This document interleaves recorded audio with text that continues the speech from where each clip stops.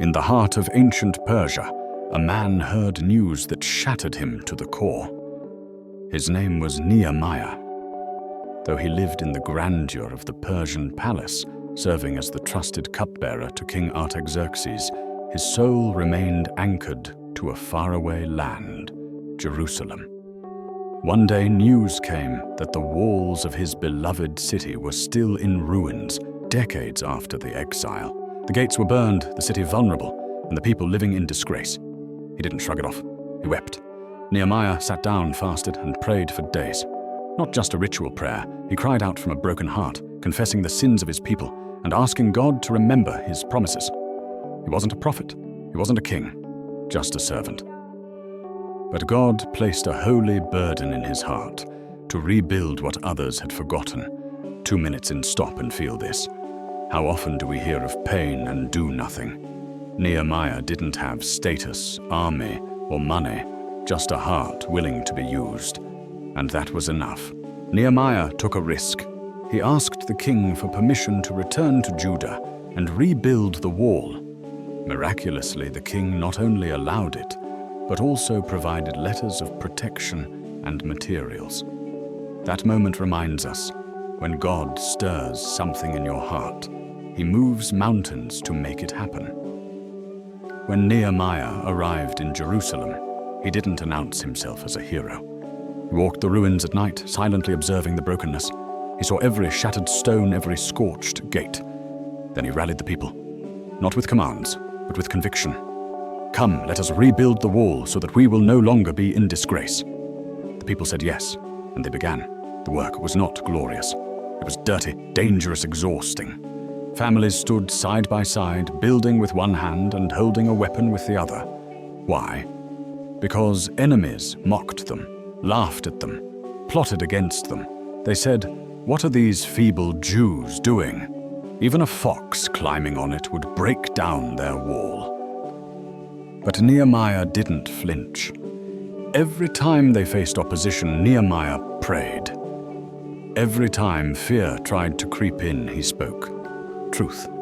He said, "Do not be afraid of them. Remember the Lord who is great and awesome, and fight for your families." Another 2-minute hook here.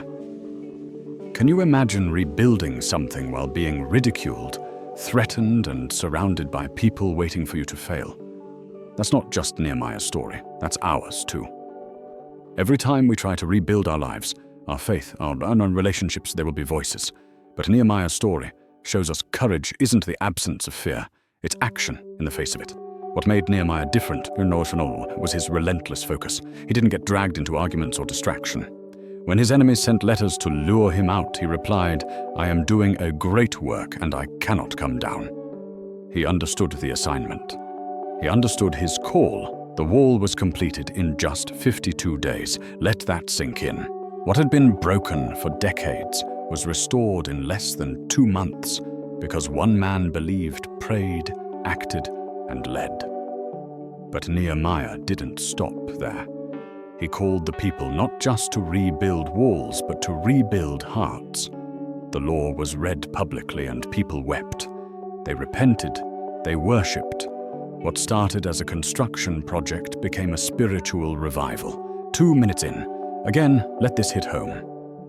What if the breakthrough you're praying for isn't just about fixing something outside, but awakening something inside? Nehemiah went beyond the visible wall. He restored the invisible connection between God and his people. This story isn't ancient history. It's alive. Maybe you're standing in front of ruins, a broken family, a lost dream, a weary soul. Maybe God is calling you to rebuild. Not because you're the strongest, but because you have a heart that says yes. If this message touches you, please give this video a like, subscribe to the channel, and comment below. What part of your life needs rebuilding? Or tell me, which Bible story do you want me to share next? Let's walk this journey of faith together. God bless you. Nehemiah's leadership didn't end with the wall's completion. That was just the beginning. After the final stone was laid and the last gate restored, the people gathered in the city square. Not for celebration, but for revelation. Ezra the priest brought out the book of the law, and from morning till midday he read it aloud. As the people listened, something powerful happened. They began to cry, not out of sadness, but from a deep conviction. They realized how far they had drifted from God's commands. The rebuilt walls meant nothing if their hearts remained broken.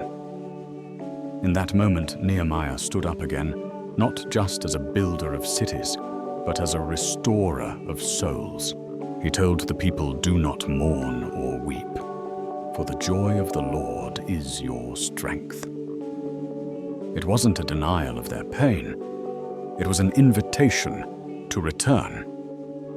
Let this be your next 2-minute hook. We often focus on fixing the outside, but Nehemiah reminds us that real transformation starts inside. Maybe the walls of your life are repaired, but the foundation, the heart, is still crumbling. The Word of God is what revives it. Don't just rebuild habits, rebuild your soul. From that day, a spiritual renewal began. They reinstituted the Feast of Booths, remembering how God had sheltered them in the wilderness. They confessed their sins, publicly acknowledging generations of rebellion. But instead of shame, they were met with mercy. Instead of judgment, grace. Nehemiah led reforms not just spiritual, but also social. He confronted leaders who exploited the poor, restored justice, and ensured the temple was provided for. He reminded the people of their covenant. And though he faced resistance, he never backed down. His passion wasn't for power, it was for purity. Again, pause here and reflect. What are you willing to stand up for, even when others won't? Nehemiah stood against corruption, compromise, and spiritual decay, not as a judge, but as a servant with conviction. That kind of courage is rare and needed. As the days passed, the city of Jerusalem came alive again. Not because of the stones, but because of the Spirit. And what Nehemiah helped build wasn't just a structure, it was a culture of faith, worship, and obedience. They didn't just go back, to rituals. They renewed relationship. That's what revival looks like. Nehemiah's name isn't as famous as Moses or David, but his legacy is just as powerful. He taught us that revival isn't always about miracles. Sometimes it's about faithfulness in the mundane, about praying when no one sees, about building when no one helps, about believing even when nothing looks promising. Here's your next hook. Maybe your call isn't to part seas or slay giants, but to repair what's been neglected. To be the voice in your home, the prayer in your workplace, the builder in your brokenness. That's holy work, and Nehemiah never took credit. Over and over he prayed, "Remember me, my God, for good." He didn't seek fame. He just wanted to be faithful.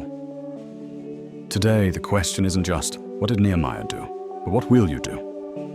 What burden has God placed on your heart? What wall are you meant to rebuild?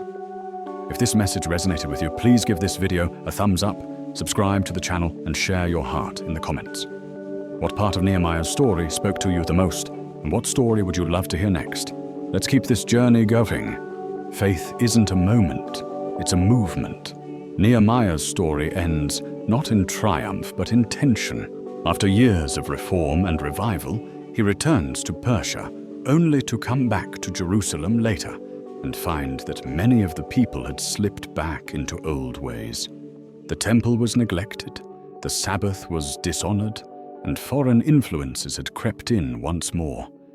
It's easy to read that and feel disappointed, but that's not the end of the story. It's a reminder of our reality. Revival isn't a one-time moment. It's a daily surrender. Nehemiah's heart broke again. But instead of giving up, he confronted, cleansed, and corrected. He purified the temple, removed ungodly alliances, and reinstated the order God had commanded. He wept, he warned, and he worked. This wasn't a fairy tale ending. It was a real leader fighting for holiness in a broken world. Here's your 2-minute hook. How many times have we seen progress only to fall back? That doesn't mean we failed. It means we're human. And like Nehemiah, we must return. We must rebuild again. Holiness isn't a one-time achievement. It's a lifelong pursuit. Through all the cycles of rebellion and return, Nehemiah's prayers remained constant. Remember me, my God." He wasn't seeking applause. He was seeking approval from the only one who matters. His devotion was deeper than results. It was rooted in obedience. Nehemiah's final legacy wasn't a perfect city. It was a faithful heart. And in that he reflects the heart of God, a God who rebuilds, restores, and returns again and again to his people. Now pause and think. What if your greatest impact won't be a public success, but a private faithfulness? What if your legacy isn't what you built, but who you became? The story of Nehemiah invites us all to reflect, to ask, what ruins are we called to rebuild? What walls in our faith, our families, or communities need our attention? And most importantly, what kind of heart are we bringing to the work? Nehemiah's journey shows us that leadership is service, that revival starts with one, and that rebuilding is holy ground. He didn't wait for perfect conditions. He didn't rely on titles or talents. He simply said yes. And maybe today God is whispering the same call to you. If this story moved your heart, please show your support like this video. Subscribe for more powerful Bible stories, and leave a comment. What ruins are you rebuilding? What story should we dive into next? This channel isn't just for content, it's for community. Let's grow in faith together. Thank you for being here. And remember, no matter how broken things look, God still rebuilds. Through people like Nehemiah, through people like you.